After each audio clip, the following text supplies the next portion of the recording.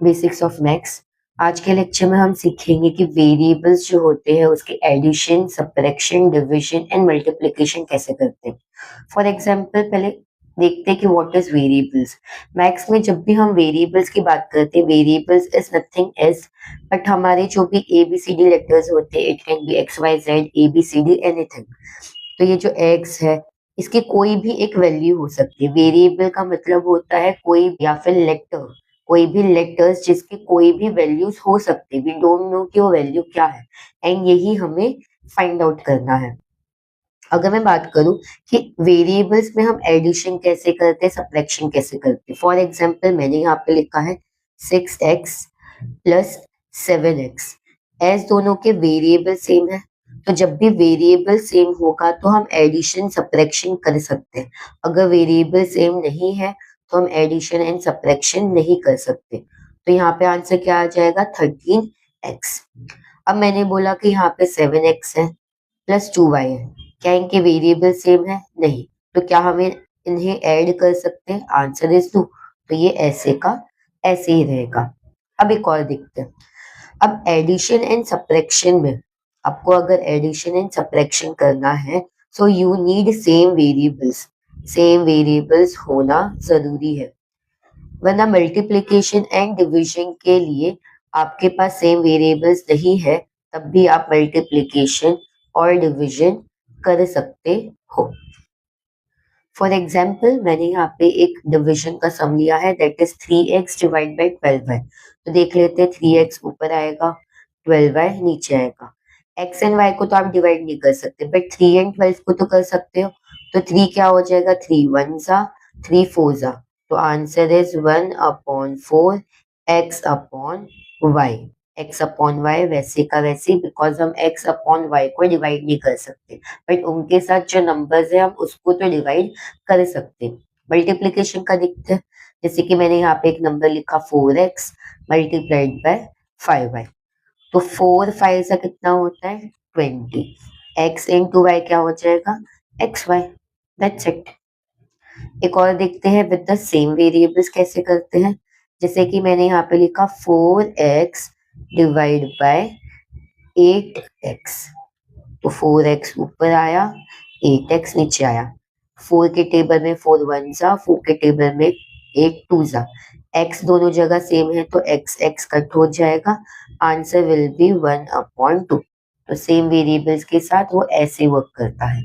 अगर मैंने मल्टीप्लिकेशन की बात की तो वो कैसे करेंगे सेम वेरिएबल्स में। मान के चलते हैं यहाँ पे है 4x मल्टीप्लाइड बाय है 5x। 4 5 जा कितना होता है, 20। लिख लेते हैं। x इंटू एक्स कितना होता है, एक्स स्क्वायर होता है, बिकॉज 2 बार x है तो x स्क्वायर हो गया वो। ऐसे आप सारे जो भी वेरिएबल्स के addition and subtraction and division and multiplication के सम्स है वो कर सकते हो। अब जब भी ऐसे सम्स आए कि हमें ऐसे सॉल्व करना है तो यहाँ पे क्या करना है, आपको पहले डिनोमिनेटर सेम करना है। अब डिनोमिनेटर सेम करने के लिए क्या करना है आपको, क्रॉस मल्टीप्लिकेशन। जैसे कि ये वाला जो नंबर है नीचे कुछ नहीं है, नीचे अगर कुछ नहीं है तो इसका मतलब है 1 मान के चलो। अब क्रॉस मल्टीप्लिकेशन कैसे करते हैं, दिस नंबर का मल्टीप्लिकेशन दिस के साथ, आंसर यहाँ पे आएगा। इसका इसके साथ मल्टीप्लिकेशन, आंसर यहाँ पे आएगा। एंड इन दोनों का एक दूसरे के साथ मल्टीप्लिकेशन होगा। फॉर एग्जाम्पल इसका फॉर्मूला क्या है, अगर a अपॉन बी है प्लस c अपॉन डी है और इसको अगर आपको सॉल्व करना है तो हम यहाँ पे लिखेंगे a into D plus c into D upon b into D. ये फॉर्मूला होता है कोई भी फ्रैक्शंस को डिनोमिनेटर को सॉल्व करने का। इस फॉर्मूला से हम कोई भी वेरिएबल्स वाली फ्रैक्शंस को सॉल्व कर सकते हैं। देखते हैं यहाँ पे 2x प्लस 3x अपॉन 2 है। s 2x के नीचे कुछ नहीं है तो मान के चलो 1 है। अब ऊपर जो फॉर्मूला है उसके बेसिस पे देखते हैं, मेरा a क्या है 2x है, b क्या है 1 है, c क्या है 3x है, d क्या है 2 है। अब देखते हैं फॉर्मूला के हिसाब से 2x इंटू 2 हो जाएगा a into D plus next क्या होगा 3x इंटू 1 होगा c इंटू बी अपॉन में b इंटू डी क्या है 1 इंटू 2 है। अब सॉल्व करते हैं। मैंने एज वेरिएबल्स के मल्टीप्लिकेशन बता दिए थे तो ये क्या हो जाएगा, 2x इंटू टू होगा 4x plus 3x into one होगा 3x, one into one, one into two क्या होगा 2। अब 4x एंड 3x के सरनेम सेम है यानी कि वेरिएबल सेम है, तो ये प्लस हो सकता है, आंसर इज यस। तो यहाँ पे लिखेंगे 7x अपॉन में 2। तो ऐसे हमारा जो फ्रैक्शंस है वो सॉल्व होता है वेरिएबल्स में। अब एक और क्वेश्चन देखते हैं इसी के बेसिस पे। फॉर एग्जांपल यहाँ पे वेरिएबल्स की जगह थीटा हो गया, पाई हो गया, तब कैसे सॉल्व करना है। The way and method is same. For example मैंने यहाँ पे लिखा 6 पाई प्लस 2 अपॉन में पाई, मान के चलो मैंने ये लिखा। अब पहले डिनोमिनेटर सेम करना होगा हमें। डिनोमिनेटर सेम करने के लिए क्या करेंगे, पहले इसके नीचे वन लगा देंगे, क्योंकि वन है नहीं, कुछ नहीं है मतलब वन होता है। तो अब cross multiplication, 1 into 6 pi plus pi into two upon में 2 इंटू 1। जो इसके पहले वाला हमने फ्रैक्शंस के फॉर्मूला देखा था, a into D plus C into B upon B into D वाला, ये वही फॉर्मूला से मैंने सॉल्व किया है। अब क्या हो जाएगा, 1 into 6 pi is 6 pi plus pi into two is 2 pi, 2 into 1 is 2। अब 6 पाई प्लस 2 पाई कितना हो जाएगा, 8 पाई अपॉन में 2।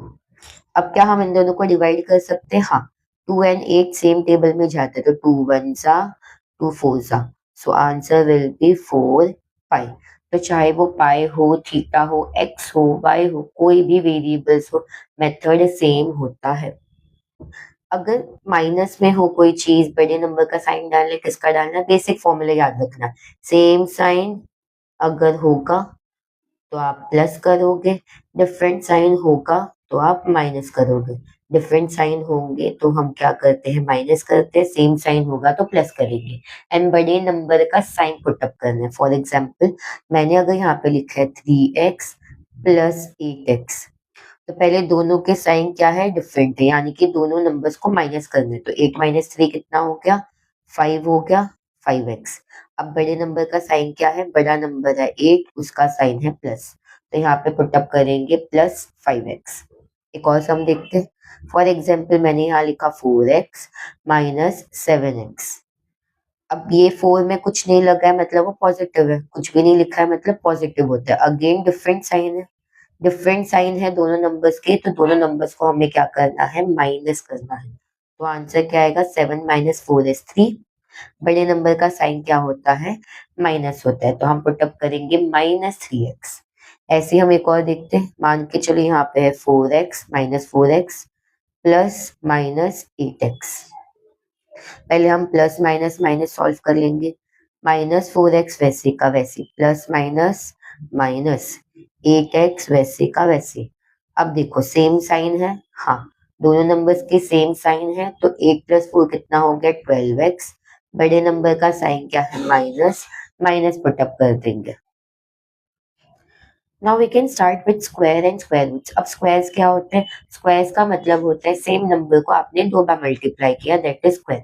तो स्क्वायर रूट क्या होता है, स्क्वायर रूट यानी कि जो भी वो आंसर आया उसको रूट में डाल दिया हमने, और ये किसका स्क्वायर है वो देखना है। फॉर एग्जाम्पल मैंने यहाँ लिखा 2 स्क्वायर, तो 2 - 2 कितना होता है 4। अब √4 क्या होगा, 2 होगा, यानी कि 4 जो है, जो अंडर रूट में है, 4 किसका स्क्वायर था, 4 2 का स्क्वायर था, तो √4 क्या हो गया, 2 हो गया। वैसे ही देखते, 3 का स्क्वायर क्या होता है, 9, तो √9 क्या होगा, 3, यानी कि 9 किसका स्क्वायर है, 9 3 का स्क्वायर है, तो √9 क्या हो गया, 3 हो गया। वैसे ही देखते हैं, 4 का स्क्वायर यानी कि 4 4 16, 5 का स्क्वायर यानी कि 5 5 25, 6 का स्क्वायर यानी कि 6 6 36, 7 का स्क्वायर यानी कि 7 7 49। तो स्क्वायर रूट क्या हो जाएंगे, अगर मैंने √16 बोला तो 4 आएगा, √25 बोला तो 5 आएगा, √36 बोला तो 6 आएगा, √49 बोला तो 7 आएगा। सारे स्क्वायर रूट्स हम ऐसे ही सॉल्व कर सकते हैं। What if square root of 8 दिया हो और इसे हमें सॉल्व करना है। अब इसे भी सॉल्व कर सकते हैं, कैसे देखते हैं। मैं लिखती हूँ रूट 8 किसको मल्टीप्लाई करके आता है, 4 2 8 होता है, तो यहाँ पे उसे एक्सपांड कर लेते हैं, 4 2 8 होता है। अब इसे अलग अलग कर लेते हैं रूट्स में, ये क्या हो जाएगा, √4 इंटू √2। अब 4 √4 जो है किसी का स्क्वायर है, हाँ, तो यहाँ पे हम √4 को सिर्फ क्या लिखेंगे 2 एंड मल्टीप्लाई बाय √2 का मतलब हो जाएगा √2। तो √8 का आंसर क्या आया 2√2। वैसे ही देखते हैं क्या √10 जो है उसका हम स्क्वायर निकाल सकते हैं। √10 क्या होता है 5 × 2 होता है। अलग कर लेते हैं। क्या 5 किसी का रूट है? नहीं। क्या 2 किसी का रूट है? नहीं। ये दोनों किसी के भी स्क्वायर्स नहीं है तो इसको हम सॉल्व ही नहीं कर सकते। तो √10 वैसे का ऐसा ही रहेगा। तो समटाइम्स यहाँ पे √10 या फिर कुछ नंबर्स होते हैं उनके आप रूट नहीं निकाल सकते। जैसे कि अगर मैं बात करूं, फॉर एग्जाम्पल अगर मैं बोलूं √2, √2 किसी का भी स्क्वायर नहीं है तो ये वैसे का वैसे ही रहेगा, आप इसे सॉल्व नहीं कर सकते। वैसे डिफरेंट मेथड्स है रूट के निकालने के, बट वो काफी लॉन्ग मेथड है जो हम नेक्स्ट लेक्चर में देख लेंगे। √3 की बात करें तो √3 भी आप नहीं निकाल सकते बिकॉज वो किसी का रूट ही नहीं है, ना आप उसके प्रोडक्ट्स निकाल सकते हो। वहीं पे अगर मैं √5 बोलूँ अगेन ये वैसे का वैसे ही रहेगा। √6 बोलूँ अगर मैं, √6 भी वैसे का वैसे ही होगा। अगर मैंने √14 बोला तो देखते 7 × 2 होता है, अगेन ये वैसे का वैसे ही रहेगा, ये चेंज नहीं कर सकते हम।